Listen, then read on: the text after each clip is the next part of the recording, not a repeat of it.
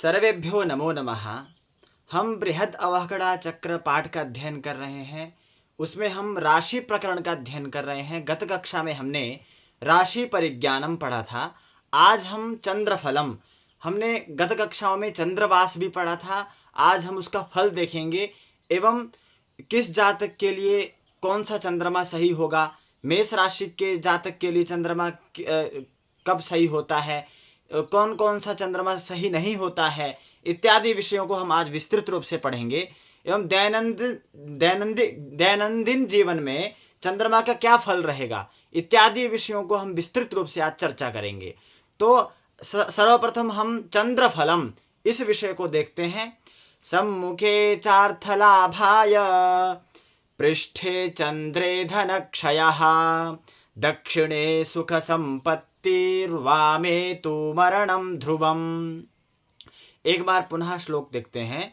सम्मुखे चार्थलाभाय पृष्ठे चंद्रे धनक्षयः दक्षिणे सुख संपत्तिर्वामे तु मरणं ध्रुवम्।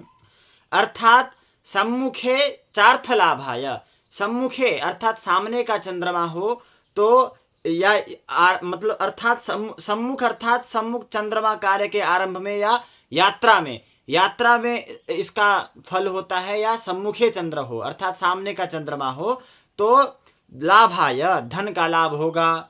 पृष्ठे चंद्रे धनक्षयः, पृष्ठ का चंद्रमा हो तो धन हानि होगी। दक्षिणे सुख संपत्ति, दक्षिण का चंद्रमा हो, दाहिने का चंद्रमा हो तो सुख संपत्ति का लाभ होगा। एवं वामे तु मरणम ध्रुवम, वाम का चंद्रमा हो तो निश्चय ही मरण कहा गया है।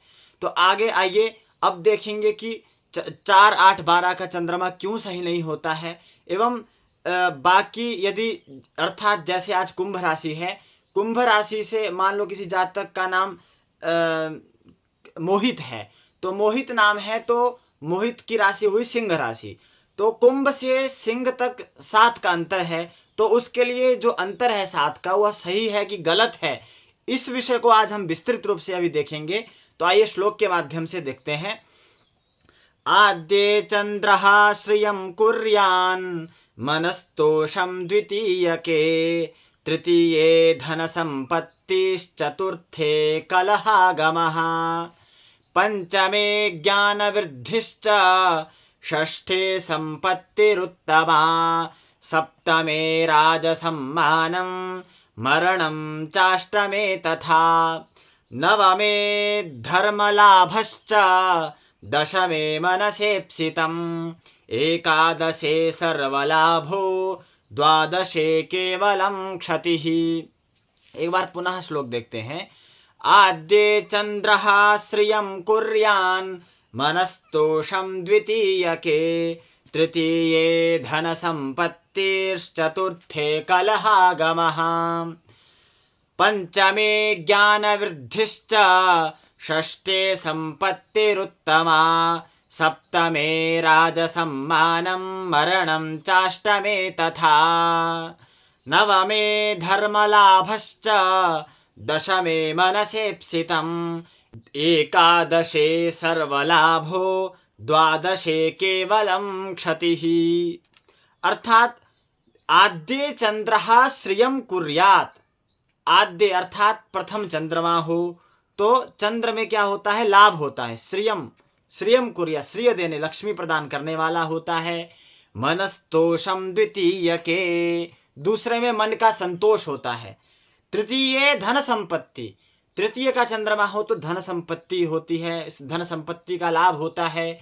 चतुर्थे कलहागमः, चतुर्थ का चंद्र जो है झगड़ा पैदा करने वाला होता है, कलह देने वाला होता है। पंचमे ज्ञान वृद्धिश्च, पंचमे पंचम का चंद्रमा ज्ञान की वृद्धि देने वाला होता है। एवं षष्ठे संपत्तिरुत्तमा, षष्ठ का चंद्रमा उत्तम संपत्ति देने वाला होता है।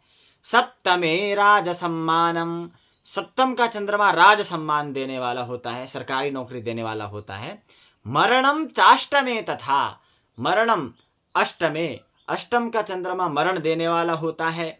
नवमे धर्मलाभश्च, नवम का चंद्रमा धर्म का लाभ देने वाला होता है।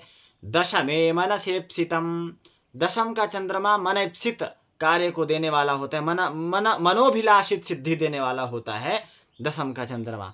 एकादशे सर्वलाभ हो, एकादश का चंद्रमा सभी प्रकार के लाभ देने वाला होता है। द्वादशे केवलम क्षति ही, द्वादश का चंद्रमा केवल हानि एवं क्षति देने वाला होता है। तो कहने का अभिप्राय यह है कि 4, 8, 12 का चंद्रमा जो है अशुभ माना गया है एवं बाकी जो भी चंद्रमा है 1 से 12 तक वह शुभ माना गया है। तो अब उदाहरण देखते हैं। जैसे मान लीजिए जातक का नाम, जातक के रूप में उदाहरण देखते हैं। जैसे जातक का नाम मोहित है, तो मोहित की राशि हुई सिंह राशि और चंद्रमा भी मान लीजिए कुंभ है, तो सिंह, कन्या, तुला, वृश्चिक, धनु, मकर, कुंभ। कुंभ अर्थात सप्तमे राज सम्मानम, 7वां चंद्रमा है तो राज सम्मान देने वाला होता है।